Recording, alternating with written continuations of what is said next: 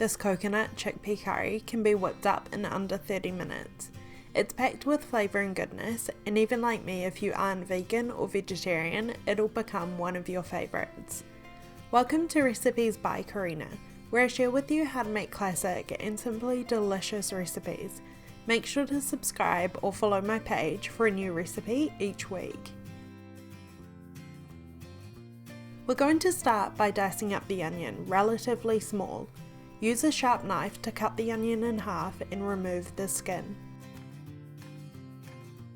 If you would like the full recipe for this coconut chickpea curry, it will be on my website as well as the full measurements listed below. Let me know if you would like to see more recipes for vegetarian dishes. I'm trying to incorporate a few a week into my routine. Slice the onion without going all the way to the root. Turn it and slice through the centre. Next, using a seesaw action, dice it into small pieces. Onions can take a bit of practice, but once you've been dicing them for a while, you'll get it done in no time. One of the best things about this curry is its grate as leftovers, a great option for meal planning. It freezes easily and reheats perfectly. It's easy to make a larger batch or to adapt the recipe for using up any vegetables you have in your fridge. It's really hearty and filling. You won't miss the meat if you don't usually eat vegetarian dishes, and I usually like to serve it with some kind of flatbread so you don't leave any of the sauce at the end.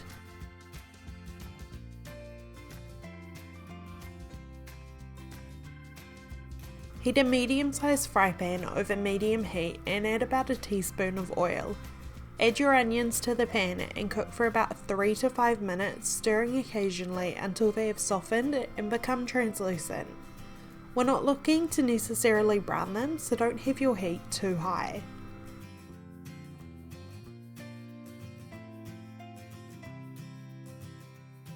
Let me know in the comments below if you would like a recipe for homemade naan or flatbread. It's so easy to make and doesn't actually take too long, as the dough doesn't need too much kneading. Also, you are able to customize it any way you want. Cheesy naan, garlic naan or plain, all so delicious. While the onions are cooking, measure out your spices. You'll need 4 different kinds, all of which are so useful in other recipes, because I know how annoying it is buying a new spice and all you ever use is half a teaspoon before it expires. In a small bowl, measure out 3 teaspoons of Garam Masala. Try to pick a good quality one. Garam Masala isn't actually a spice on its own, but a mix up of a few different ones, and different brands will have different recipes, so they all taste slightly different. We'll also need a teaspoon of ground coriander, which adds a really nice nutty flavour to the dish. Perfect in so many different Spanish, Mexican, Latin and Indian recipes. Next is curry powder, which is a really good blend of spices, perfect for curries. You'll need a teaspoon of this. If you don't have any other spices we're using here, you could just use curry powder and you would still get a really great flavour. Lastly, we'll need about half a teaspoon of ground cumin, which is more of an earthy spice. It adds a real depth of flavour and is probably one of my most favourite spices to use.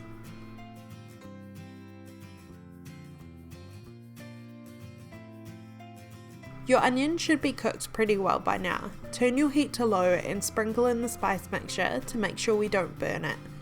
You'll either want to crush in a couple of cloves of garlic or grate them using a microplane.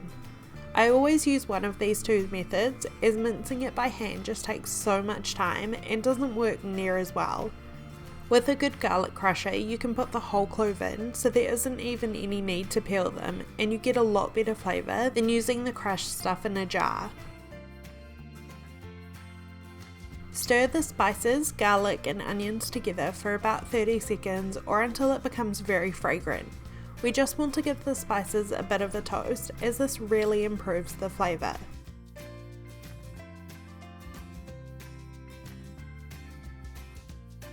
Next, we'll need some tomatoes. You can either use whole tin tomatoes or fresh tomatoes if they are in season. Both work great, I just use whatever I have on hand. You'll need a 400 gram or 15 ounce tin or about 4 medium sized tomatoes. If you're using fresh tomatoes, dice them up beforehand as they will take a lot longer to break apart than tinned. If you're using tins, make sure to drain them first. Toss them in the pan and cook over medium heat for about 5 minutes or until they've broken down and you have more of a paste-like consistency. Season with a pinch of salt and pepper.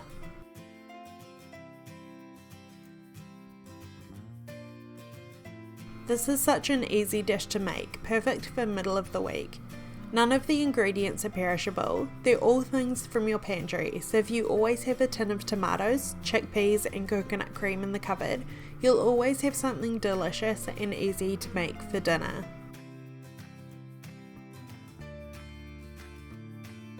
Once the base to our curry has thickened a bit and the tomatoes have mostly broken down, it's time to add the remaining ingredients.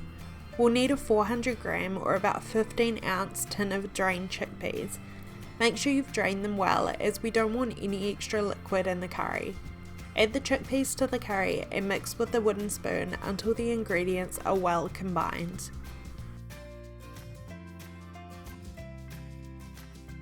To thin it out and also add creaminess, we'll need about a cup of coconut cream.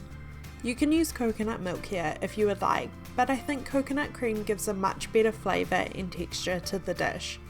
The interesting thing about coconut cream and coconut milk is coconut cream is made using more coconut and less water, which means way more flavour. Pour in the cream and stir everything together. Let it simmer on a medium heat for about 10 minutes or so until the curry has thickened to your liking.